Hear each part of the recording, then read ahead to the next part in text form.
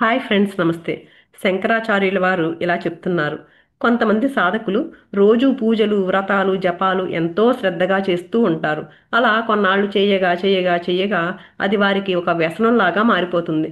మందు తాగడానికి అలవాటు పడిన ఒక వ్యక్తి అది తాగకపోతే ఎలా ఉండలేడో, ఈ సాధకులు కూడా తాము చేసే పనిలో ఎన్ని అడ్డంకులు వచ్చి ఎన్ని ఎదురు దెబ్బలు తగిలినా అవే కర్మల్ని మళ్ళీ మళ్ళీ చేస్తూ అర్థం పర్థం లేని జీవితాన్ని గడుపుతూ మనకు లభించిన పుణ్యకాలాన్ని కాస్త వ్యర్థం చేసుకుంటూ ఉంటారు.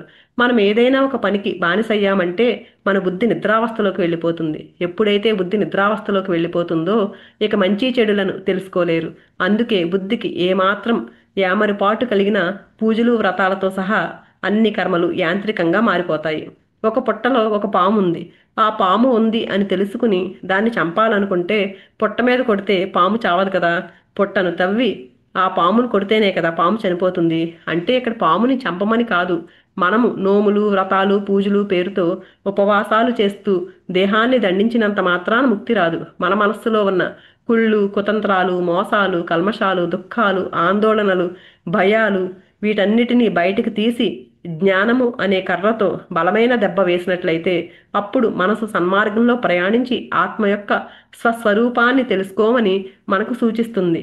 మనలోని చీకట్లను జ్ఞాన ప్రకాశంతో తొలగించినప్పుడు మనం చేసే ప్రతి పూజ, ప్రతి జపము, ప్రతి కర్మ ఆత్మానుభూతి దిశగా నడిపే దివ్య సాధనంగా మారుతుంది. అదే నిజమైన ఆధ్యాత్మికత, అదే విముక్తి మార్గం. ఆత్మస్వరూపాన్ని తెలుసుకున్నప్పుడు బంధము అనుకున్న కర్మలు కూడా విముక్తి సాధనలుగా మారతాయి. ఆ జ్ఞానం కలిగినప్పుడు మనలో ప్రేమ, శాంతి, భక్తి, విశ్వాసము సహజంగా వెల్లువిరుస్తాయి. జ్ఞానం లేని భక్తి బంధం అవుతుంది. జ్ఞానం కలిగిన భక్తి విముక్తి అవుతుంది.